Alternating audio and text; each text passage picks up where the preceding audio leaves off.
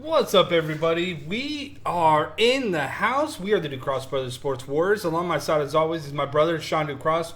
We are the Sports Warriors. Sean, what an incredible show we have coming up for everybody. We are going to talk about BKFC and the fight that was pretty much heard around the world and what David Feldman did that has the world buzzing. So we're going to talk about that. We have IE Fight Night's own amateur MMA fighter, Michael Green. He will be joining us later on in the show. So be sure you don't want to miss that because IE Fight Night Melee is going down April 20th in the Ontario area. Not to mention, they just announced the next card, which will go down 7/20, called Conflict. Yes, sir. So make sure that you stay up to date with that. 19 fights are ready to rock and roll. So make sure that if you don't have your tickets, get them soon because this is something you definitely don't want to miss. In the meantime, TJ Dillashaw got his suspension. Is it shocking? Not really, because he owned up to it. He fessed up to it. And at some point, I'm okay with him fessing up. I'm okay with it because I'm happy that he came out and said what he said first initially. That, hey, I took something. I got busted. He let it leak before USADA did. He beat USADA to the punch before USADA could punish him. The only discouraging thing was that, like we discussed, that we were hoping that the end game was going to be the fact that, it was just a nutrition thing. That's what he got popped for. But the fact is that he got popped for EOP, which is by far one of the worst steroids that USADA frowns upon. And what is the most commonly used for is for cycling. Why? Because it has to deal with endurance. Now we all know, now it comes to light. We now know why TJ Dillashaw has the endurance that he does. And when you look at everything that has transpired with his career, he's always been the guy that has had an enormous amount of endurance. And that this guy has always been at the peak competitive... I don't even know what the word I'm trying to look for. But he's always been at the peak physical condition. I don't know why I was drawing a blank on that one. Wow. But he's always been at the peak. And that's what EOP does, is that with the right monitoring, with the right aspects when it comes to how it gets injected. This is an injected steroid. And it goes into the bloodstream. Without the correct monitoring of where his blood is and the red blood cell count and stuff, it could cause an issue. And with him, he's apparently been doing it for a while, that he's been comfortable with doing this steroid. And a normal person's endurance peaks at like 40%. His endurance underneath this drug, with all the drug testings with EOP, you go to that is of anywhere between 53 to 54% max output. Yep. So if a normal human being's max output of endurance is about 40%, he's at 53 to 54. And no doesn't wonder that why concern he's you? outworking everybody. Right? Does that not concern you? No, it very well does. Sean, we spoke about when, and it's funny because I was talking to one of my guys at work about this. Because he was like, hey, did you know that TJ Dillashaw got suspended for 2 years? And I was like, yeah, dude, this is my job. This is what I do. And I was like, do you remember when TJ Dillashaw was caught on camera? Remember that monster? Yeah. That video that went viral and he was in that back room? I was like, that video right there made me second guess what he was about. That's when you started second guessing about what type of person he was. And then once you start second guessing that, this doesn't really surprise a whole lot of people now, does it? That's the biggest thing. It's like, it doesn't surprise me outside of the fact that I was hoping it wasn't going to be that way. Right. I was hoping for the latter. I was hoping for the first scenario that we had talked about, not the second scenario we're talking about now. And I don't know necessarily if I feel bad 100% about TJ Dillashaw, about him being suspended for 2 years. Because unfortunately, at some point in time, man, this comes down to you being the problem, right? Because it's funny in the aspect that, dude, your own training team, your own people turn a blind eye to you when you got caught. Yeah. They were the ones that said we did not knowingly know or condone the actions of TJ Dillashaw. Like, doesn't that tell you something's wrong here, or that there's a disconnect between TJ Dillashaw as well as his camp? If his camp is not even willing to stand behind their fighter? But that's always been the thing with TJ Dillashaw, Tristan, is the fact that his camps never wanted to stand behind him. They basically were sour when he left. And when he left Team Alpha Male, everybody said, oh, he's on steroids. He's done this. He's done that. They were throwing so much shade at him that it was like, what's real and what's not? They started to blend the lines. And now we look at this, and you've got Cody Garbrandt says, why is it that every time I fought somebody always on the juice? Always on something, right? I feel bad for the guy. It's like watching DC all over again. Like, this guy can't catch a break. And then now he's like, I told you all. I told you all that he was on stuff. Nobody believed me. Now here we are watching him get suspended for 2 years. The first year is underneath the current suspension that he was sustaining for testing positive. They added an extra year onto it once they established that he tested for EOP. By the time he comes back, he's going to be like 34, 35. Man, this is a guy that lost in a weight class, not even his own weight class, because he got greedy. I never understand why a fighter that you couldn't make weight, Sean, and the only way to make weight was take some kind of drastic pill or a drug to make sure that you were able to get your body weight under control to that extent. I'm the one that's always been like, dude, you cannot cut a 40 pounds and expect to be the same type of fighter coming into a fight. No doubt. You can't cut 40 pounds and think that it's healthy. When you're making a drastic weight cut like that, I don't care if you have doctors by your side, if you have certain diuretics that you take, you have to take something, Sean, so your body doesn't ultimately shut down. Absolutely. And if your body shuts down, you're in a whole nother world of hurt. And when you're talking about your body shutting down, that's what this EOP could have done to him if it wasn't correctly monitored. So you had to have known what the outcome was going to be, what you were putting in your body. It wasn't just something you rolled out of bed and said, you know what, I'm going to do that this day. It just wasn't going to happen that way. And then you talk about watching what you're putting in your body. So this drug is done either days or weeks prior.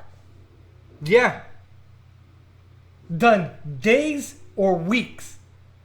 So you only knew what you were going to take at the point in time, and you knew what the possible outcome was going to be. That's why you came out on your social media and you said what you had to say before everybody else did, because you knew.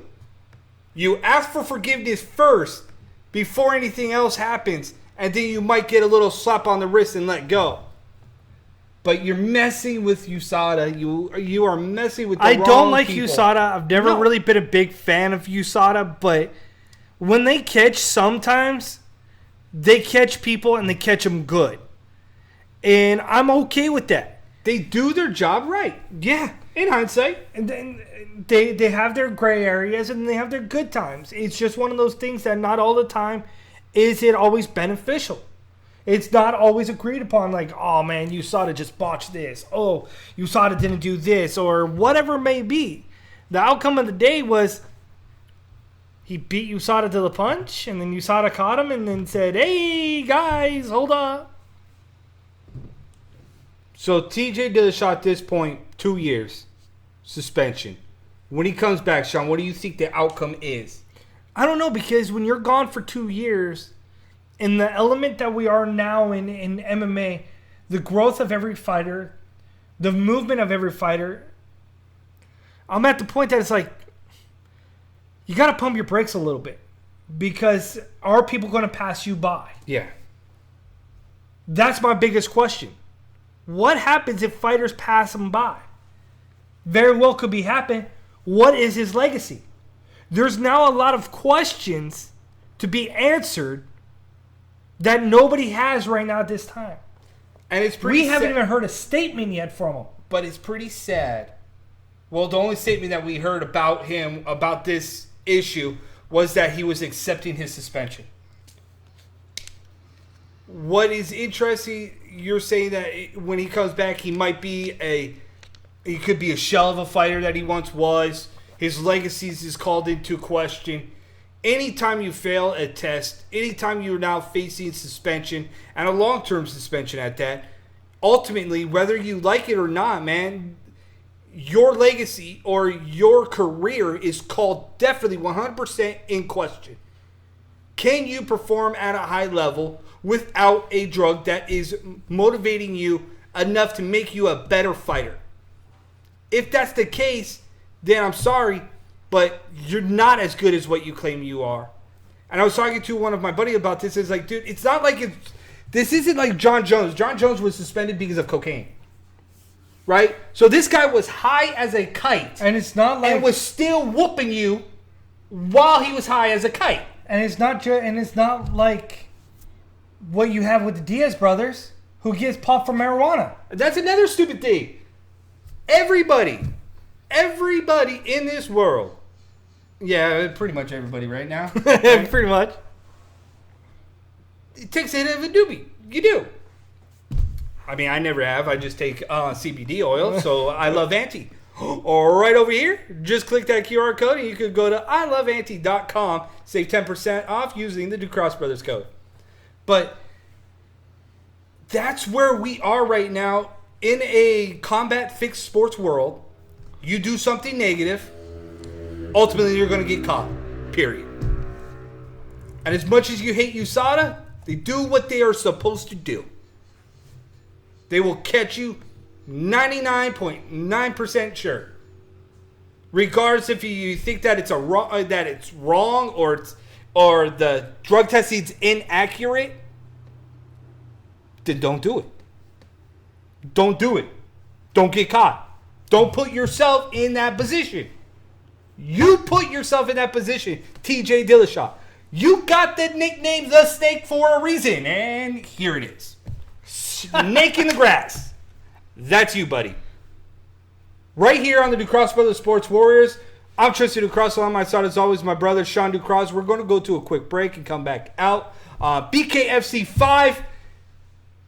Did they have the fight that changed the landscape? The landscape? Kind of like what we saw back in the heyday with Stephen Bonner and Forrest Griffin. Stay tuned to hear our take on BKFC 5. We're the Sports Warriors, the Ducross Brothers.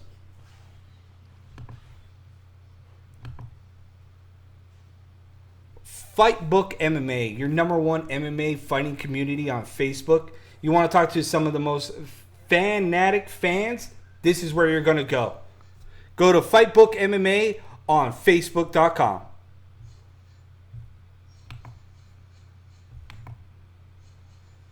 The Ducross Brothers, the Sports Wars. What are we? We are an alternative combat sports talk show every Wednesday at 12 p.m. Pacific Standard Time. You want a new alternative? Muay Thai, boxing, BKFC, you name it. We got you covered from all angles. We are the Ducross Brothers, the Sports Warriors.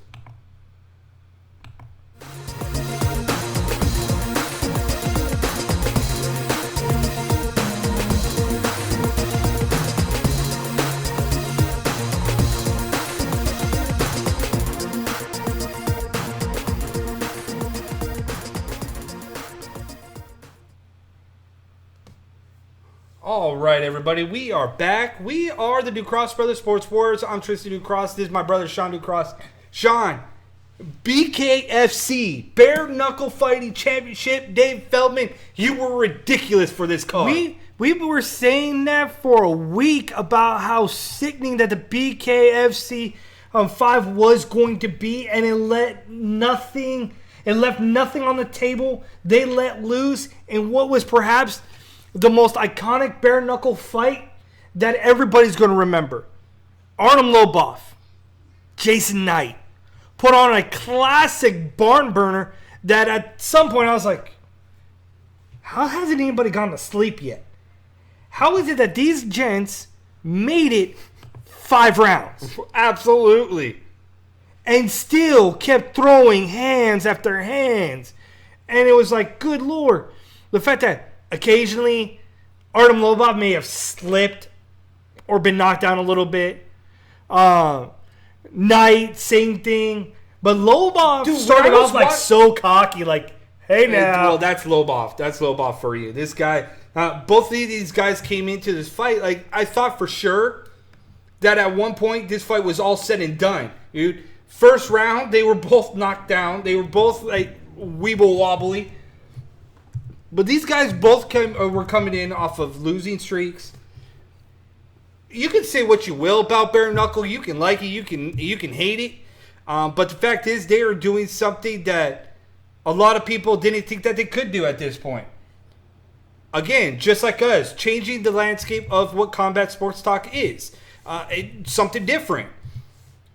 BKFC 5 did exactly that. When you throw two guys that are war veterans, that are gritty and nasty, that's what they're there for, man. They're there to move forward. They are there to do work. That's what they are there for. And boy, did they do it. They were there from the beginning of the end and was able to put in the job that they needed to do. 5-round war. Round 1 knocked down multiple times. Thought for sure that was going to be the end of the fight. Fast forward to round 2, much of the same of the first. Fast forward to round 3, much of the same of the first 2. What is it? By what? I think round 4, I was like, was there like 7 or 8 knockdowns combined between the two? Something like that. And I was like, yo, dude, this guy started to remind me of something. And I was like, Liquid. He reminds me of a liquid guy from what Terminator? Movie? Yes. And I was like, ooh, he was the T-1000. He kept coming back. Things kept regurgitating on him. And he kept coming forward. And it was just like, dude. And then the 5th round came, and then they just let it all out. Right?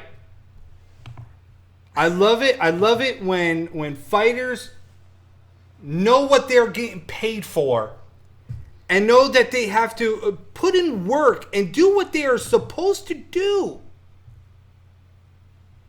Don D says, have they found all Jason's teeth? Bro, I don't know, but that was in the first round, and he kind of stepped back, and he spit out a tooth. I was like, wait.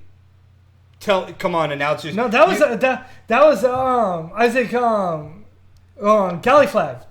That was the one that spit out his tooth. That was caught on video that our boys over at Fightbook was posting. So it's like a lot of people in that fight lost a lot of teeth. Isaac lost teeth. Then you've got Jason Knight that probably lost teeth. Like everybody lost teeth. Like if you got knuckles, you probably got teeth marks somewhere embedded in there. It was ridiculous. I thought for a second that neither one of these guys, like Lobov, at one point, every single time a punch was thrown, he was connecting. And I even told you, I was like, dude, does he have like a roll of quarters that's just like in his tape? Because every time he tagged Jason Knight, his face was busted open on something. Every single time he was tagged. And I'm just like, dude, this guy has meat hooks, hammers in his fist. I don't know what it was. Concrete built in. Reminded me of the old school boxing days where, what was the guy that had the cement that was put in his hands? What is it? Morales? No. Mayorga, that's right. Where he had cement put right in his hands. Ricardo Mayorga. I swore that's what it felt like watching these two go to war for 5 rounds. And the fact that that this thing just kept going over and over again. I couldn't think what of a better fight for David Feldman to put on as a main event. And the fact that every single buddy in that audience was standing on their feet. No doubt. And you got to look at that fight too. Is like, this is why David Feldman brought in Lobov into this fight. And when you look at that fight, it was a prime example of that. And the next card is June 22nd, BKF6. And he's calling out Paulie Malignaggi. And according to all reports, that when he did his interview on Ariel Helwani, he mentioned that Paulie was supposed to be at that fight. He had signed the contract, that they were supposed to have some type of like scenario. Dude, the messed up face that he had, and he was doing an interview, and he was like, so what's going on with Paulie Malignaggi? He was supposed to show up. And he was like, Paulie was supposed to get paid, bro, to show up at this presser or this confrontation he was supposed to have with Lobov. And Lobov's like, he didn't show up because he was afraid of having a pack with him. Are we seriously playing that card? He's not Conor McGregor. No. Conor McGregor wasn't even at the event either. So you look at everything like that, and hey, Roberto, is that the link for the Isaac Valley flag spinning his tooth out, or the full fight of Lobov versus Knight? Oh my God, it's crazy that we get to sit here and we get to talk about this, and people are so invested in combat sports. And I love the fact that here we are in a new world of combat sports, and we get bare knuckle fighting. And a lot of people, what's up, Justin Gibbons, Riley Cook, Don D, Jarrett Kelly, thank you guys for all tuning in. I don't know, like at first I was kind of standoffish, right, of BKFC, of bare knuckle fighting. Jason Knight spinning his tooth out, that's what it was. Yeah. So I'm going to pin that video here at the top so you guys can see Jason Knight spitting his tooth out. But that was the thing, is like you see all these fights, and then man, when you see Chris Leben fight Justin Bateman, and was like, bare knuckle kind of tailor made for these brute brawlers, these guys that didn't really have much going for them in like the UFC, Bellator, or anything like that, but yet they still want that fight because they still have that itch. This kind of scratches that itch, doesn't it? Like, I'm sorry that all these people want to knock on like, BKFC and say that, oh, BKFC is washed up has-beens or never was-es and stuff like that. No, these are legit fighters that have put in their dues, have done their work, and have done what they needed to do. And now they're trying to prolong their career because they still have that itch. And see, the thing is that with Crippler, is the fact is that he's always been the guy that comes forward to you like a walking zombie. That is very true. He will take punishment and keep coming. And to give this guy no gloves and to put him in this environment where all he has to do is just throw hands, I kind of don't want to be the other guy on the other side. Right? Look at the weird fight between him and Phil Baroni. And then look at him versus Justin Bateman, who he knocked out in 25 seconds.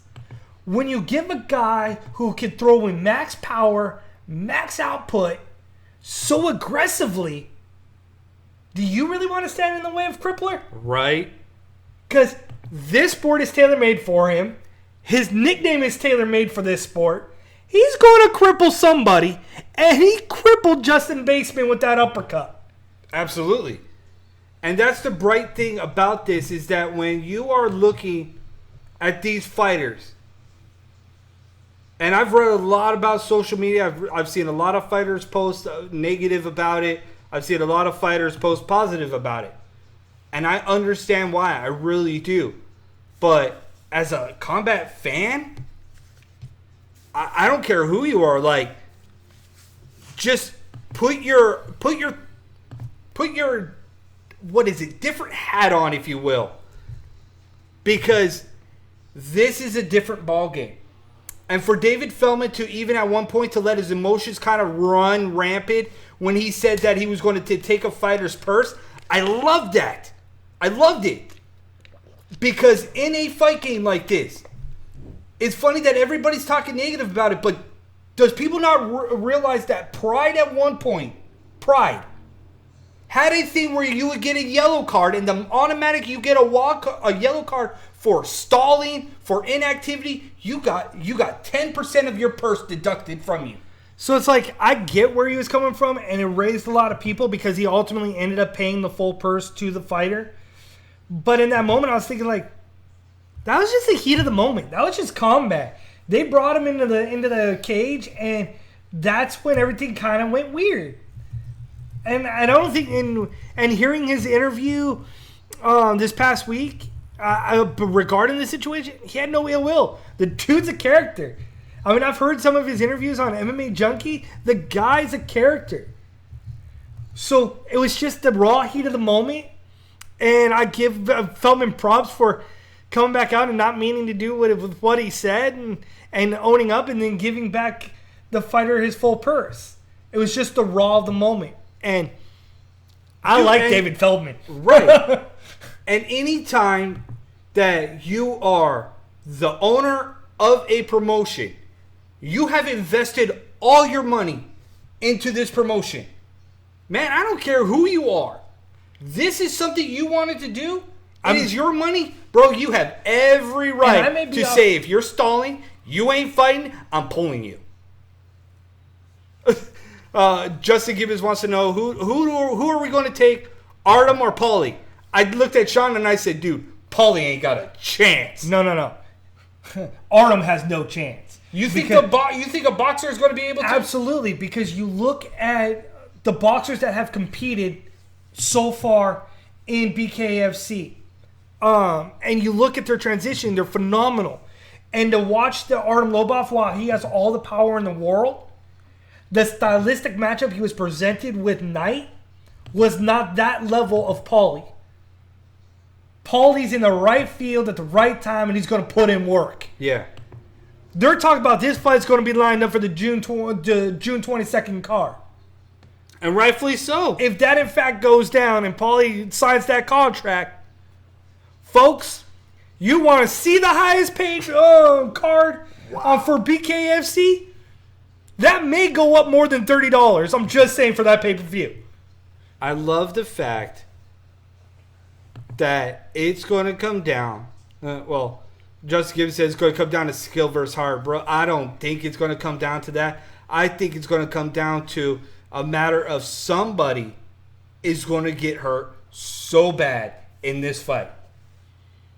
Like, this will be the first time in fight history, and I say it right here on the New Cross Brothers Sports Warriors, that this will be the first time you will witness somebody that is going to be carried off on a stretcher. Ooh. David Feldman is going to have a stretcher by this fight because it is going to be that bad. And I'm trying to get that comment up because that's absolutely hilarious. Roberto Villa. Okay. So Roberto says that Paulie has no chance. His hands are fucked and weak. He better be drinking milk. Right. I guess we're going to be split on this. That's why many people are going to watch this fight from point A to point B. And I'm going to be excited to see this one. Who isn't going to be excited for this? Because I'm interested to see that when we coming fight time, man, this is going to be probably some of the gnarliest bloodbath that you'll probably ever see. And we're going to go to a break here. Our guest is just about ready. We have Michael Green set to come on to the show to discuss his latest fight that's going down April 20th in Ontario against Jason Allen. Woo! And boy, you guys don't want to miss this because it's going to be a doozy. But we're going to go to a break, come back out. We got Michael Green joining us. Get this thrown over. There we go. All right. So for the first time In our new setup, we got Michael Green joining the Sports Warriors. I'm kind of digging this, right? I hope everybody that's tuning into the Ducross Brothers Sports Warriors right now likes the new setup that we got going on as we bring you the local MMA fighters, especially these kids that are putting on show after show in Ontario, California. There you go, Justin Gibbons. IE Fight Night puts on one hell of a show, 19 fights on tap. We got multiple title fights. And one fight that I think that has a lot of people talking right now is your fight, Michael Green. You have been out of the fight game for a little while now. You've been doing a couple competitions. Why is that? Why have you chosen to do competitions instead of taking on fights? Well, mainly the fights that I was being given were around like Christmas time, things like that. And most of the time they want me to drop to 145. I walk around at 170. It's super hard to get down to 145, especially not around the holidays. You know, Thanksgiving, Christmas, my birthday. Trying to cut weight after all those parties and things. It's just not easy. I didn't really want to put myself through that. So I just did the jiu-jitsu tournaments where I can do it at like 160 to 170, easy weight cuts, things like that. And you've been showcasing your skills at all these competitions that you've been actually winning gold medals and other medals left after right. How does that prepare you coming into this fight against Jason Allen? Just kind of my fight game in general. A lot of the time, people try to take me down, and they end up getting submitted on the ground. I don't usually want to go to the ground, but might as well. I mean, if guys are going to take me there, I'd like to be able to finish them down there. Maybe provoke the stand-up a little more. When we first started covering your fights, we saw that you were more of a stand-up guy. Now it seems to be you've kind of turned the corner a little bit to become more well-rounded. Is that fair to say? Yeah, I just want to be comfortable everywhere. I mean, if you want to go to the feet, let's go to the feet. If you want to try to take me down, I'm going to try to prevent it. If you get me down there, then, I mean, let's go. Let's go.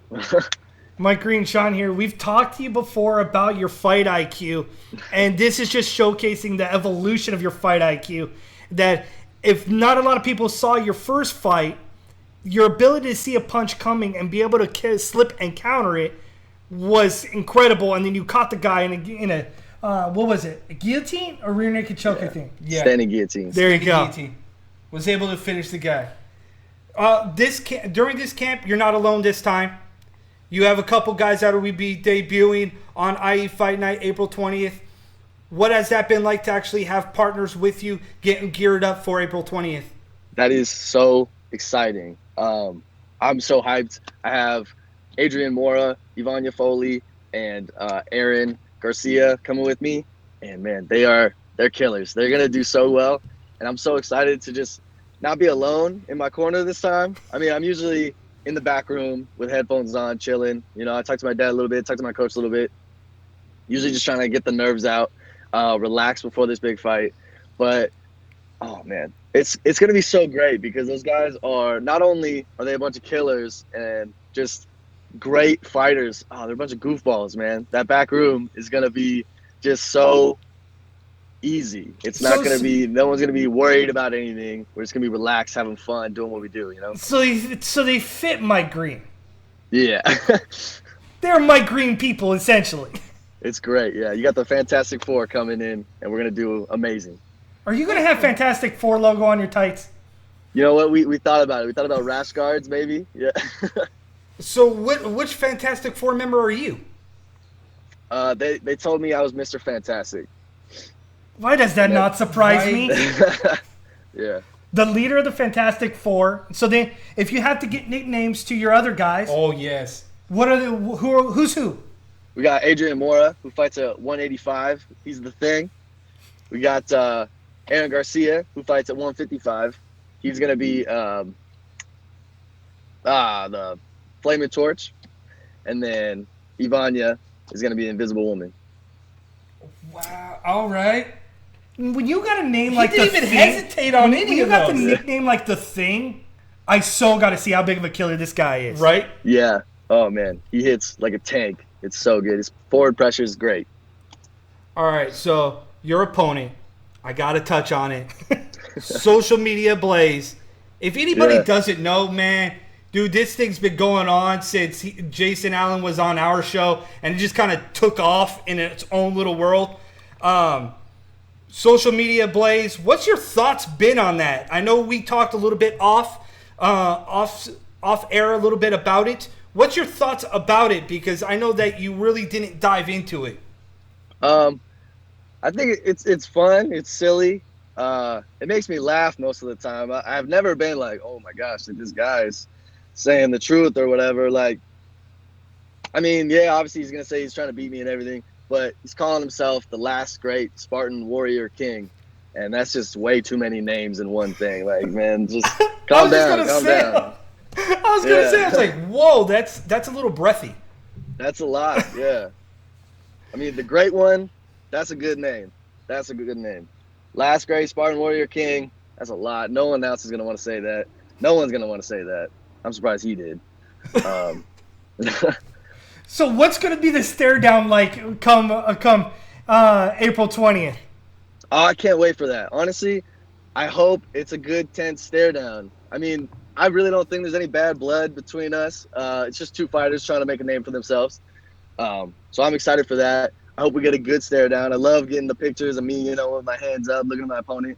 My last couple of ones were a little anticlimactic. I mean, I go in there, and I'm looking for a good stare down, and the guy's like, hey, good luck, man. I'm like, good luck. I'm about to fight you, man. I'm not wishing you good luck. So then if his nickname is whatever you just said, Samurai, so you can't even say the long name. All I know is Samurai because it goes hand in hand with what I'm about to say. Do you have a sword or a shield to bring with you to the weigh-ins? Oh, man, I do have a samurai sword that I won from Naga. Maybe I could, yeah. There you go. And you could do a samurai type of taunt. Samurai kind of like standoff, yeah. There you go. We're the New Cross Brothers Sports Warriors here, joined with Michael Green. He has a fight coming up April 20th at IE Fight Night. What we've been told is that the winner of this fight gets a title shot. How do you feel about that kind of added pressure, and how do you tune out some of the noise after you hear something like that going into this big fight? It's not too much. I mean, it's really not such pressure. I'm just kind of taking one fight at a time.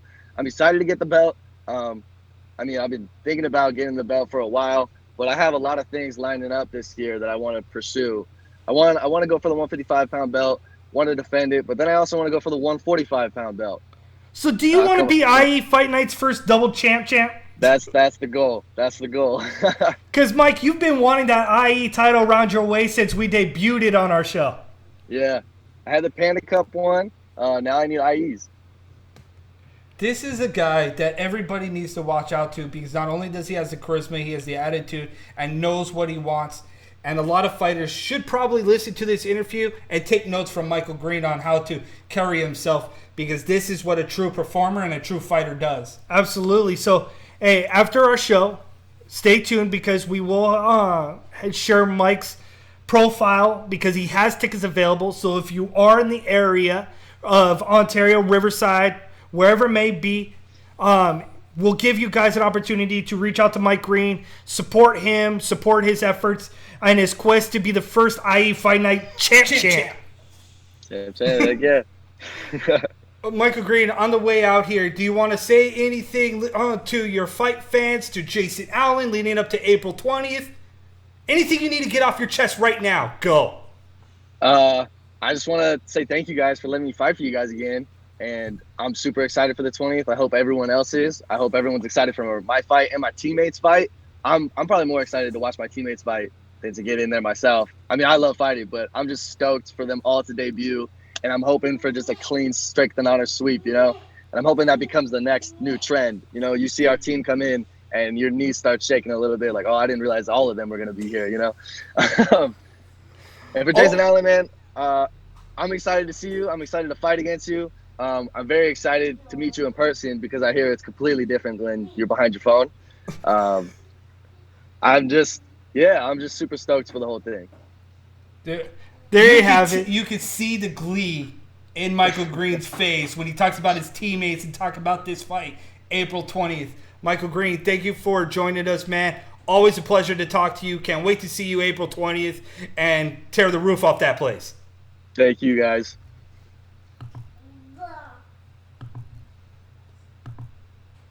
There you have it. So a little bit of minor hiccup trying to get into the Michael Green interview. So there was a little bit of lag, a little bit of issue transitioning over there.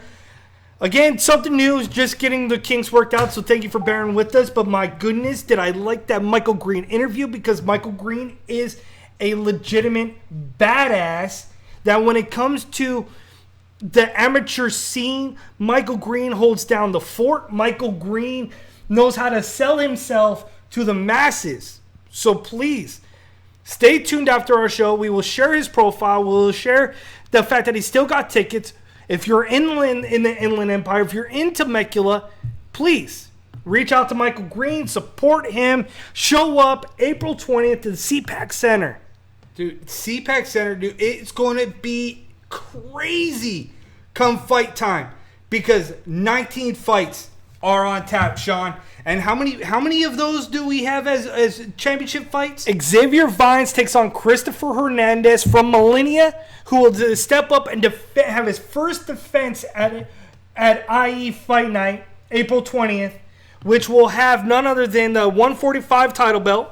Zev Powell will take on Alex Cruz for the 170 title. Then you'll have Joey Beatriz versus Juber for the 205 title. And then Michael Green versus Jason Allen in what will be a number one contender for David Zellner's current 155 title at IE Fight Night. Can you believe those fights that are just alone what you mentioned right there? Well, 29 palms. Xavier, Those guys are coming in hot and heavy. We've seen Christopher Hernandez put in work after work, and there's a reason why he's a champion for IE Fight. Yeah.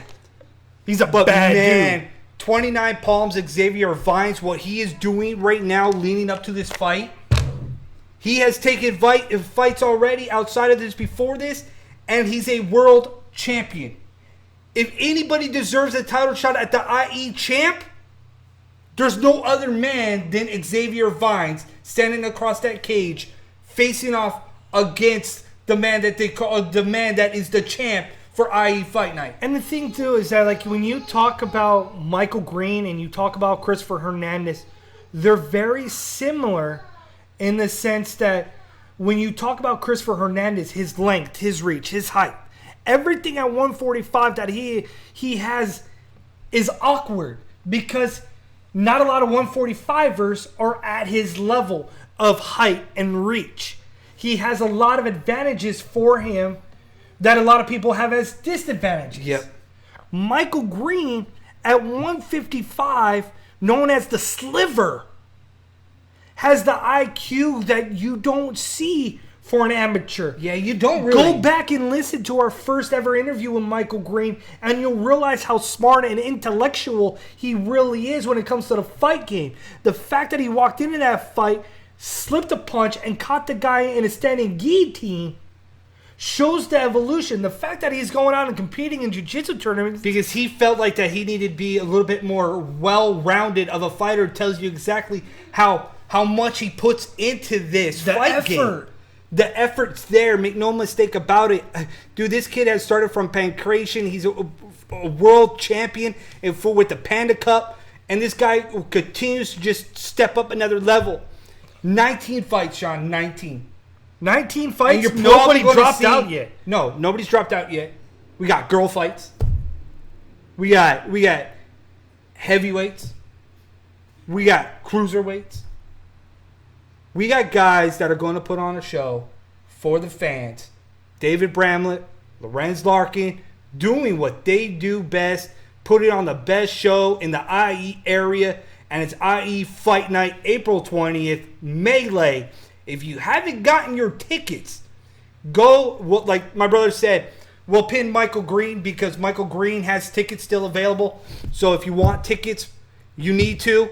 And do something else that they've been doing all this week is that they have also been running competitions And giveaways on IE Fight Fight Night's Instagram page. So if you're not following that, go follow IE Fight Night Instagram page, because who knows, they might drop another giveaway too. You guys are missing out right now with what IE Fight Night's doing, what David Bramley and Lorenz Larkin's doing. So if you're not following their Instagram right now on IE Fight Night, you're missing key opportunities.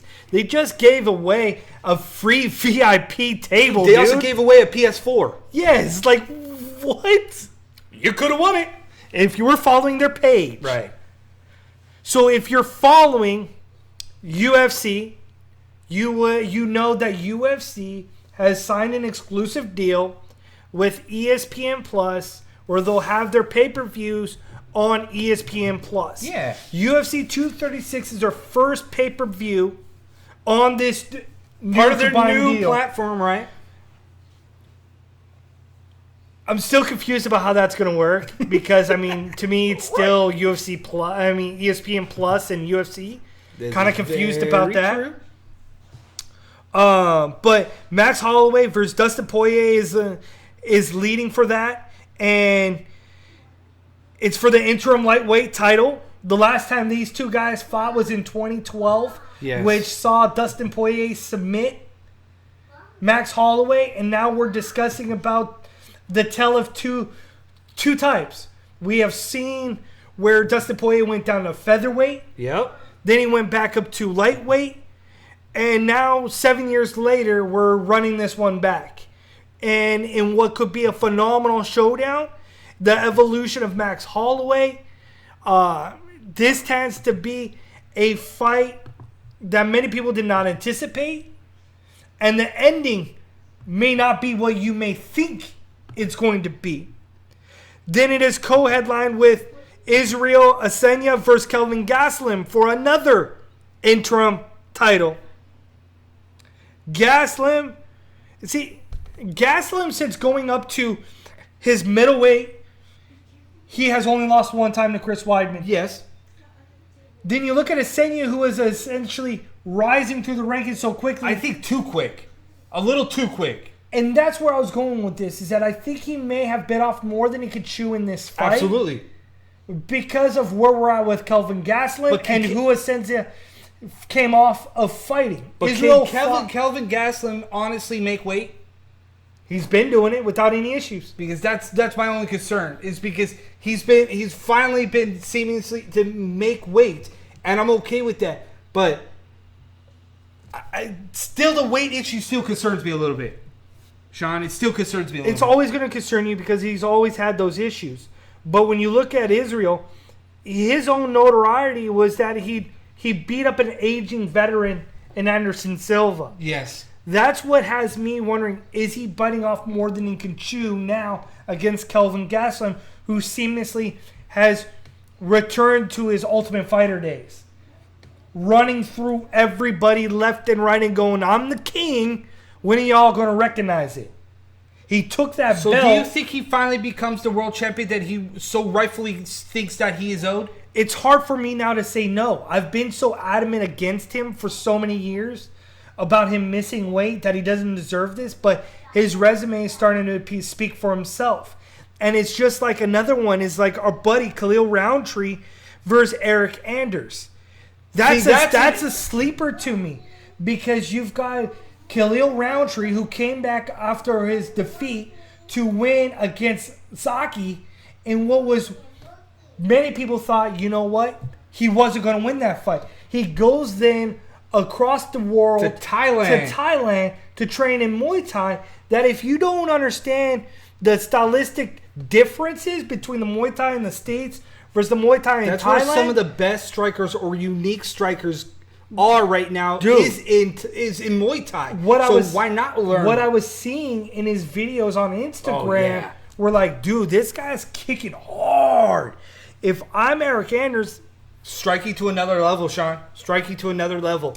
And Eric Anders, who's a top contender in the lightweight division and in the middleweight division, leaves a lot of people thinking that, man, this could be a tough fight. Somebody's going to sleep.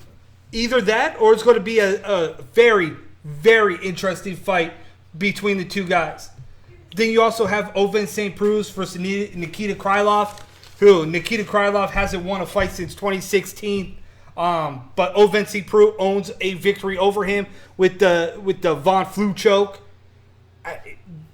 Both these guys need a victory here, both of them. Or both of them might see themselves get their pink slip. That's going to be an interesting fight week, that's for sure. Oh, absolutely. And then next week, we go into Melee, i.e. Fight Night, our go-home show. So you know what that means. A fight show that will be dedicated to the fight fans. David Bramlett, Lorenz Larkin, fighters. If you want to come on the show, as Sean would say, slide into our DMs. And we'll get you on. Yeah, we'll get you on. Because next week's show dedicated to IE Fight Night Melee as we go home and we go into our first, of many. Yes. Well, not our first, but of many. Right. I know what you're trying to say. That's okay. We are the Ducross Brothers Sports Warriors. We appreciate you guys for joining us. So thank you. And until next time, we are the Ducross Brothers, the Sports Warriors. I'm Tristan Ducross. This is my brother, Sean Ducross. Thank you to Michael Green for joining us and working out the bugs with us as we are bringing in live guests into our show. A different way. I thought it looked cool. I thought it looked cool. I hope you guys enjoyed it. David Bramlett, I hope you thought it looked cool. David Bramlett's tuning in. He was a minute ago. Oh. Boss, hope you loved it. That was for you guys. We're the Cross Brothers. We do this every Wednesday at 12 p.m. Pacific Standard Time. Next week's show, IE Fight Night Melee, the Go Home Show, heading April 20th. Get your tickets if you haven't. I don't know what you're waiting for. It's almost sold out. It's crazy. 19 fights, championship fights. Guys from 29 Palms taking on guys in the IE. It's going to be crazy. Man, got to be there. Got it. But we are the Cross Brothers, the Sports Warriors. This is us signing off. Until next time.